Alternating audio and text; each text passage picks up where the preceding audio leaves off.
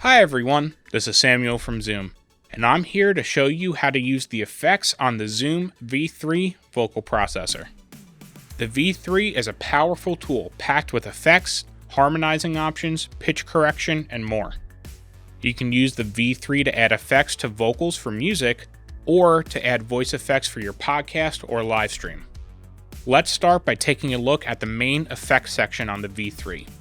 Here we see 16 creative voice effects that can be adjusted with the parameter knob below. You can select one of these effects to use at a time.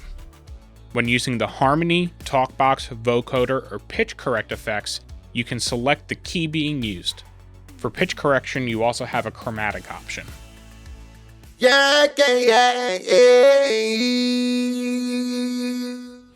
The harmony effect will allow you to add up to 2 voices to create a 3-part harmony in both major and minor keys.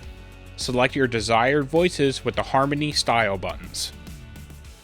I never experienced anything like this before.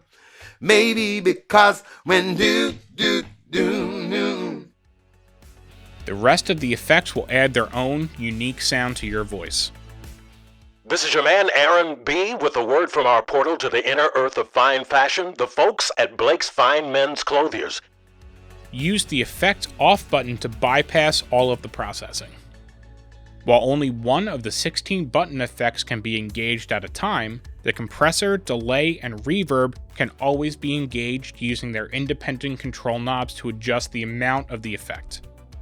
The compressor will even out the volume of your voice so every word can be heard, and the delay and reverb are basic vocal effects used commonly on any performance. There's also a built-in Enhance button for increased sound clarity that can be used in conjunction with any effect.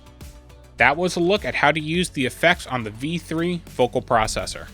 For more information about some of the other capabilities of the V3, check out the videos on our YouTube channel and visit our website, zoomcorp.com.